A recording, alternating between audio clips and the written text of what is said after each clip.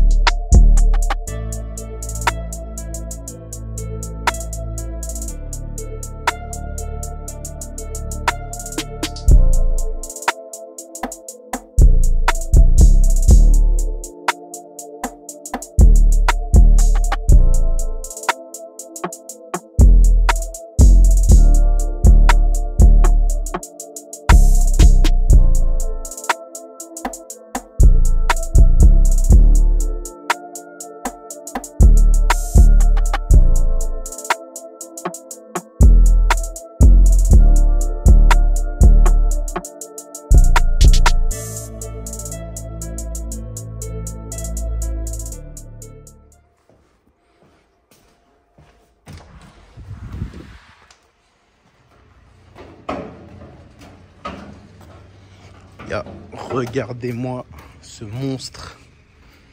Regardez-moi cette face avant, comment elle est agressive.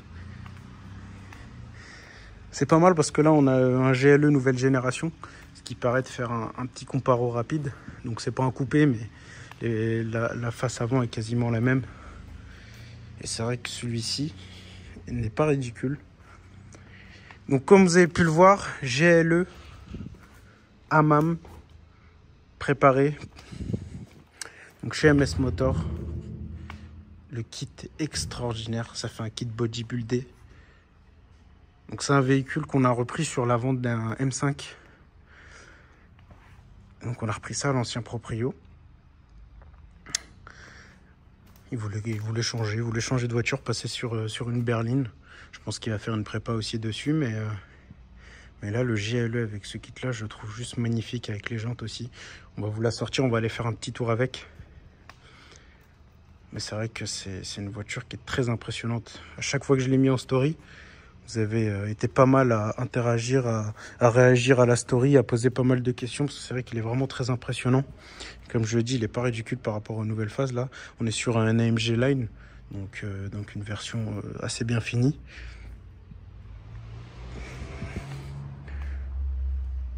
En fait, j'ai l'impression que c'est un C63S coupé, mais en SUV, en surélevé, en 4x4. Regardez le travail qui a été fait. Regardez le kit large, la lame.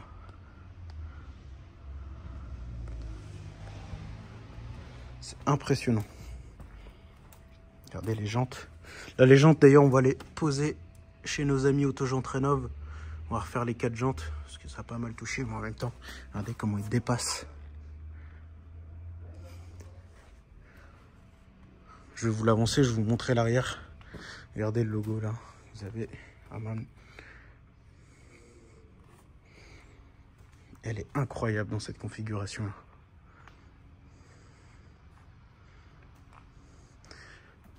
Dites-moi ce que vous en pensez dans les commentaires, si ce genre de kit vous plaît ou si vous préférez un GLE 63S coupé d'origine, qui c'est très joli aussi, attention, c'est très classe. Mais c'est vrai que là, quand on en met un d'origine à côté de celui-là, il fait un peu, celui d'origine fait un peu mal nourri. Celui-là, il a bien mangé. Incroyable. Je vais vous montrer l'intérieur, je vais vous l'avancer un peu. Les clés classiques de chez Mercedes de cette année-là. Après, elles changent. On va vous faire un petit démarrage, là, un petit call start, que vous entendiez un peu le son qu'il y a. Il doit y avoir une modification au niveau de la ligne, une prépa faite par Hammam. Et il chante vraiment très très bien. Je vous laisse écouter ça.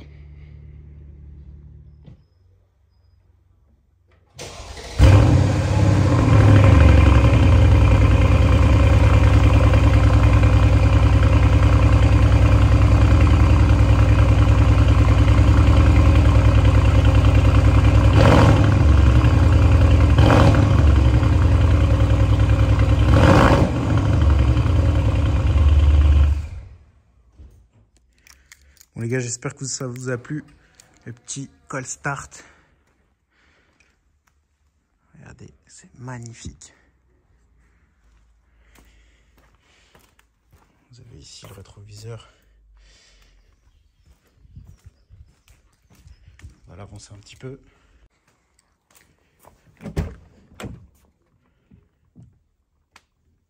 Au niveau de l'intérieur, donc on est sur une base d'un GLE 63S avec tout le kit carbone en toute option, la sono Bangui ou Lucene. Regardez la taille des enceintes, le carbone, les sièges électriques. Et là vous avez une modification au niveau de l'intérieur, je pense que c'est la seule, c'est le volant. Donc qui est très similaire au volant de mon C63, qui est un peu plus épais avec de l'Alcantara, du carbone. Et ce que j'adore, c'est aussi le couvre airbag en Alcantara et le logo noir qui finit très très bien la voiture. Regardez aussi ces sièges, on est très bien maintenu dedans, on a un bon petit confort. C'est une voiture qui a presque 100 000 km, elle les fait pas, elle est très très bien entretenue. Toit ouvrant panoramique. À l'arrière, regardez ce béquet aussi. De toute façon, je vais vous filmer l'arrière. Vous avez les écrans à l'arrière, elle est vraiment toute option. Et le pavillon, le ciel de toit pavillon en Alcantara noir, ça c'est vraiment beau. Elle est vraiment quasi full option.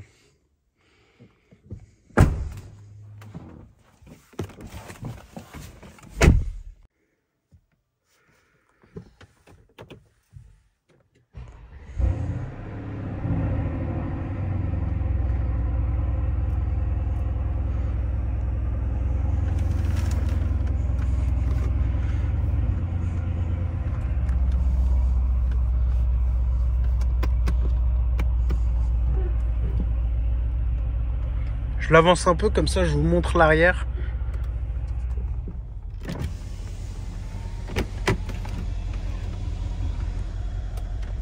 En mode sport.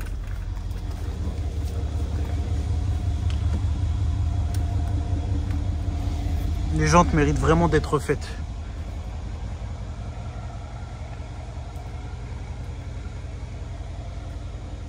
Regardez-moi cet arrière super agressif.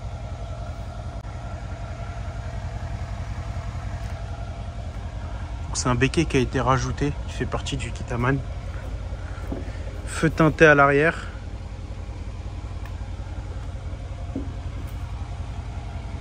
Magnifique.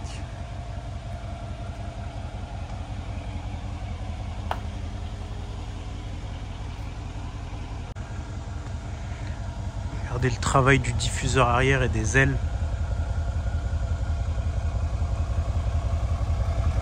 Les échappements sont rectangulaires. Le diffuseur, c'est vraiment une très très belle pièce. Très impressionnante. On va monter là, prendre un peu de hauteur.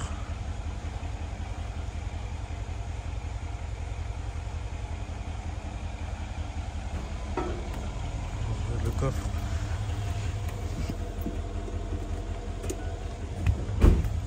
Merde.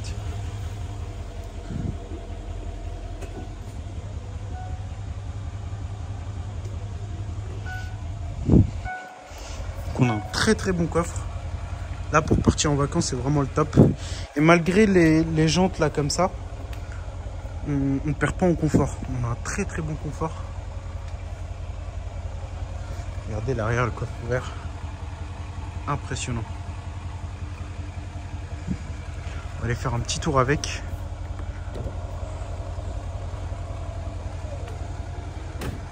Voilà, on va aller faire un petit tour avec pour voir un peu le ressenti comparé à mon C63.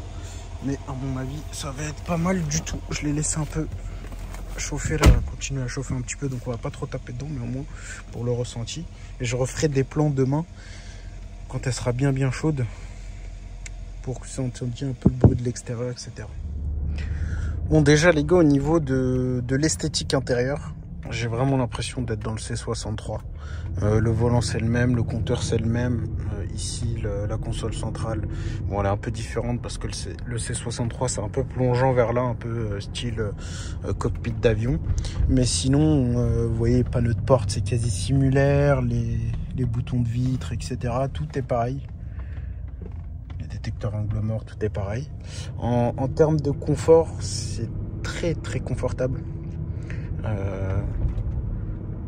On ne perd pas en confort malgré les grosses jantes. D'ailleurs, je vais voir c'est du combien de pouces. Vous voyez, là on passe en dodane. C'est fluide, c'est agréable. Elle est beaucoup plus confortable que le C63, mais ça, je m'en doutais. Bon, ça, tu sens que c'est un petit peu bateau. Ça n'a pas la même tenue de route que le C63. Ça, c'était sûr aussi, vu le gabarit de la voiture. Mais tu sens que c'est léger, tu sens que ça marche très bien. Tu sens que tu es dans quelque chose de très large aussi au niveau de la conduite. Mais sinon, c'est une voiture qui est très agréable à conduire. Donc là, on est en mode confort. Au niveau bruit, ça ronronne. On entend le V8 biturbo ronronner. Mais sinon, c'est très agréable. Et c'est très confortable. Là, vous voyez, c'est hyper silencieux. J'ai tout fermé, les fenêtres fermées. C'est hyper silencieux.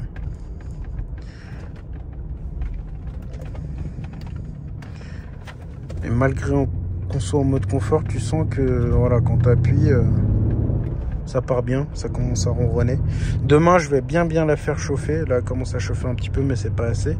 Et puis, on va se faire 2-3 accélérations pour voir ce que ça donne. Et je vais surtout vous faire des prises de vue de l'extérieur pour voir comment c'est impressionnant à l'accélération. On a le capot qui se lève, c'est vraiment très coupleux. Mais en tout cas, c'est une belle voiture, elle est très impressionnante. Les gens regardent énormément. On a l'impression qu'on a un ovni qui passe sur la route. Regardez les sièges. On va refaire le tour ici.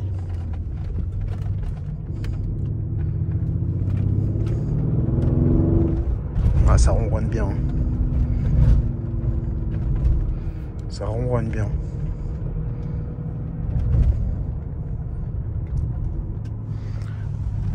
l'option, la Bang Olufsen, c'est très sympa. Vous avez une petite LED là qui passe à droite et à gauche.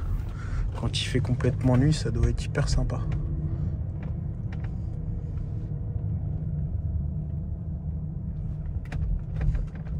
Je vais me mettre là, on va regarder c'est du combien de pouces les jantes.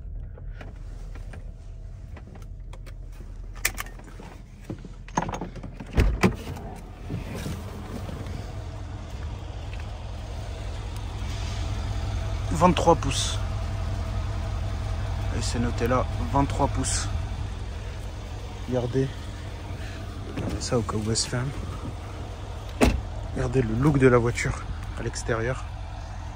Elle est incroyable.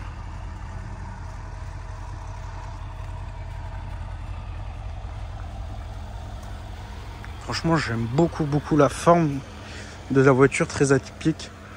Je vous rappelle qu'à l'époque, c'était BMW qui avait lancé cette mode-là, du gros SUV coupé avec le X6. Ça avait cartonné. Et vous avez toutes les marques derrière qui ont suivi.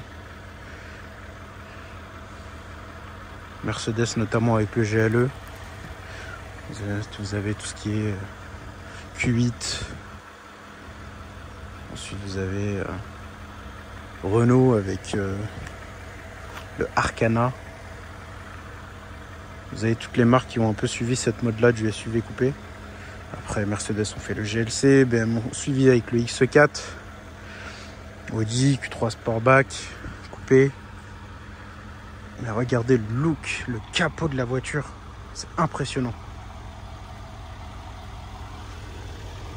Là, c'est parti. Et franchement, l'intérieur, on savait que quand on voit le nouveau GLE, par contre, l'intérieur prend une petite claque parce que le nouveau jeu, vous avez une grosse tablette ici. Écran central et tablette qui vient moderniser un peu l'intérieur. Mais franchement, celui-là, il est pas ridicule. Il est vraiment pas ridicule. Elle est un peu plus chaude. On va mettre 2-3 petites accélérations légères histoire de voir ce que ça donne. On a ouvert la fenêtre.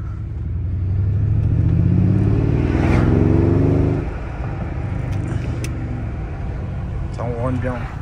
C'est légèrement ouvert. On va se mettre en sport.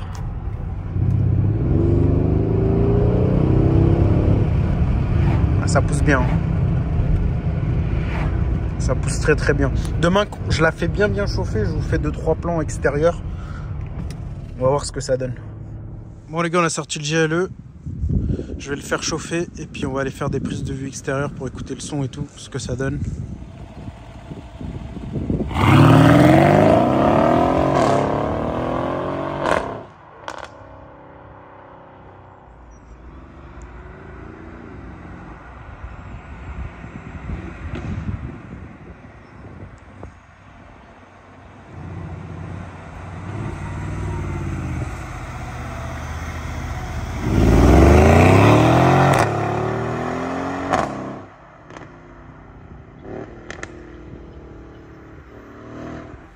Bon voilà les gars, fin de cette vidéo, j'espère que vous aura plu sur ce magnifique GLE. Prochaine vidéo sur ce magnifique Urus. Je vous dis à la prochaine. Ciao.